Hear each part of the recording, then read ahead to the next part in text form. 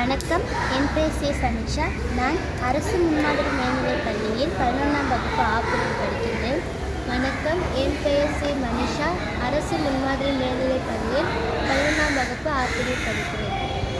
நான் எடுத்துக்கொண்ட தலைப்பு மருத்துவ தாவரத்தின் துளசி. துளசியின் தாவரவியல் பெயர் ஆசிமம் டெனியோஃப்ளோரம். இதன் குடும்பம் லேமியேசி. இதில் பயன்படுத்தப்படும் பகுதி இலைகள் மற்றும் வேர்கள். துளசி இலைகள் தூண்டியாக, நுண்ணுயிர் எதிர்ப்பியாக, உயர் இரத்த அழுத்த எதிர்ப்பியாக, பாக்டீரியா நீக்கியாக, கோழைத்தனத்தை அகற்றியாகவும் பயன்படுத்தப்படுகிறது.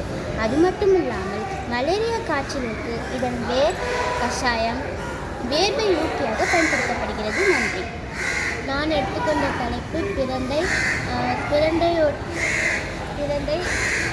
பிரண்டையோட தாவியல் பெயர் சீசஸ் குவாட்ராங்குளோரிஸ். இதோட குடும்பம் வைட்டேசி.